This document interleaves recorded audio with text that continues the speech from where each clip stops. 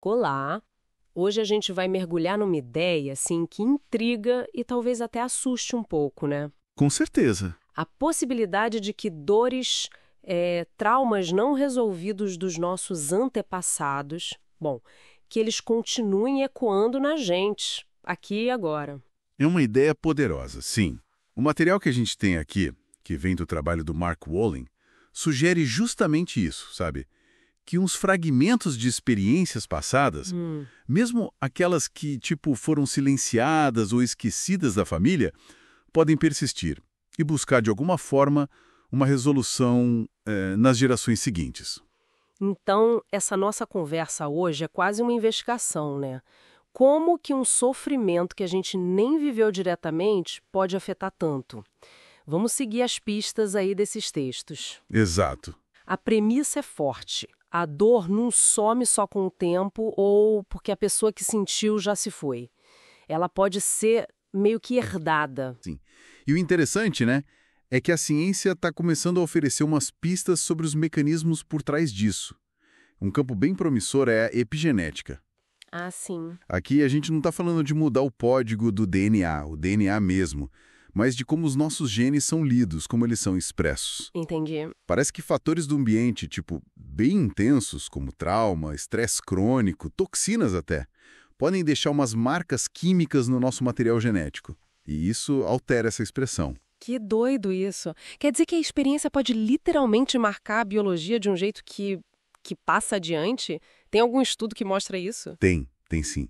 Um estudo que sempre aparece é o da pesquisadora Rachel Yehuda. Ela trabalhou com sobreviventes do Holocausto e os filhos deles. Sei. E ela observou que os dois grupos, pais e filhos, compartilhavam umas marcas epigenêticas bem parecidas num gene específico, um gene ligado à regulação do estresse. Nossa. E essas marcas específicas, elas não foram encontradas em famílias judias que não passaram diretamente pelo Holocausto, sabe? É como se o trauma tivesse deixado uma assinatura biológica que pode ser transmitida. Uma assinatura biológica. É bem impactante pensar nisso. E imagino que não seja só para traumas gigantescos assim, né? Não, não, exato. Pesquisas com animais também apontam para mecanismos biológicos de transmissão. Tem estudos mostrando, por exemplo, como respostas ao estresse podem passar de mães para filhotes, através do cuidado ali, do jeito de cuidar. E esses padrões podem continuar por gerações. Isso reforça a ideia de que existem vias biológicas bem concretas para essa passagem de certas respostas de vulnerabilidades entre gerações. Ok, então tem uma base biológica possível que a ciência está explorando. Mas assim, como isso aparece na vida das pessoas? Que tipo de ecos são esses? O material dá exemplos, não dá? Dá sim. E são os casos bem ilustrativos. Um deles é o de um rapaz, é Jesse, que tinha uma insônia terrível. Ai, lembro desse caso. E junto com a insônia, um frio intenso, sem explicação. Isso começou quando ele tinha 19 anos, que era exatamente a idade que um tio dele tinha quando morreu congelado décadas antes. Uma história meio esquecida na família. Caramba! Outro exemplo é o de um menino Prak, que, sem saber, ele meio que reencenava detalhes do assassinato do avô. Ou um outro caso, Todd, que lutava contra uns impulsos violentos que espelhavam o comportamento de um avô agressor que ele mal conheceu. São padrões que parecem vir de outro lugar mesmo, né? De outra história. Impressionante como podem se repetir sem a pessoa ter consciência da origem. Exato. E além desses sintomas ou comportamentos assim, mais diretos, o material fala de mais alguma coisa importante? Fala, sim, de um fator que parece ser crítico, o impacto do vínculo inicial com a mãe. O texto explora bastante como traumas que a mãe viveu, seja na gravidez, no pós-parto ou nos primeiros anos da criança, ou até uma separação física ou emocional mesmo, muito cedo, como isso pode fragilizar ou até romper esse laço que é fundamental. E as consequências disso devem ser, nossa, para a vida toda, imagino. Com certeza. Podem aparecer como uma insegurança muito funda, sabe? Uma dificuldade crônica de confiar nos outros, problemas que se repetem em relacionamentos. Sim. Ou, em alguns casos, até uma decisão meio inconsciente de não ter filhos. Como se fosse para interromper aquela corrente de sofrimento, entende? Entendo. O material até menciona uns temas inconscientes que podem surgir daí, tipo Uma tendência a se fundir com a dor de um dos pais, sabe? Ou rejeitar um deles de forma muito radical. Ou se identificar com alguém da família que foi excluído, esquecido, numa tentativa talvez de trazer equilíbrio para o sistema familiar. Parece que a gente está montando um quebra-cabeça bem complexo aqui. E tem mais alguma pista que o material dá para a gente identificar essas heranças? Tem uma que eu acho bem interessante: a linguagem central. A ideia é prestar atenção nas palavras exatas, sabe? Nas frases específicas que a gente usa para descrever nossos medos mais profundos. Nossas palavras, como assim? Isso. Ou as queixas que mais se repetem, os sintomas que a gente não entende. A teoria sugere que essas palavras, essas frases, elas podem não ser aleatórias.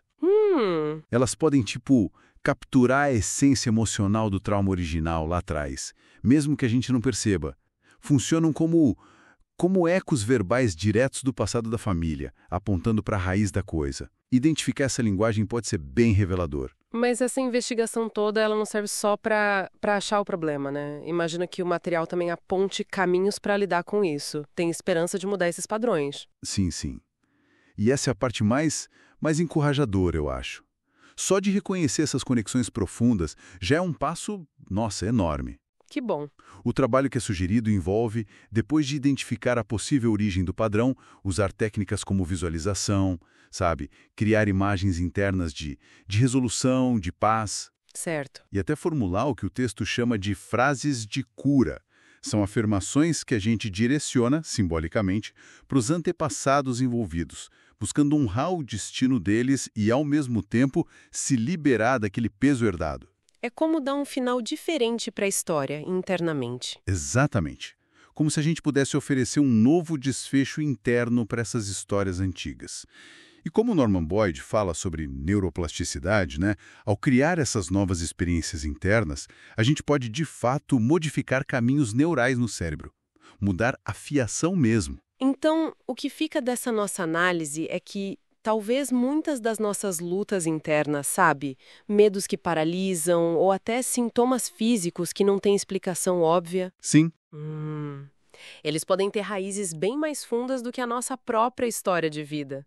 Podem estar ligados a histórias da família que não foram contadas, a dores que a gente não viveu diretamente, mas que, de algum modo, encontraram a gente. Exato. Isso deixa a gente com uma reflexão, Uma coisa para pensar. Qual? E se alguns dos nossos desafios mais persistentes, aqueles que a gente tantas vezes vê como falha nossa, fraqueza individual, e se eles fossem, na verdade, ecos de um passado familiar? Um passado que está pedindo atenção, buscando algum tipo de reconhecimento ou resolução através da gente. Talvez só mudar essa perspectiva, só olhar por esse ângulo, já possa iniciar um movimento interno diferente. Um caminho para mais compreensão e, quem sabe, para liberar esses padrões que a gente carrega sem nem saber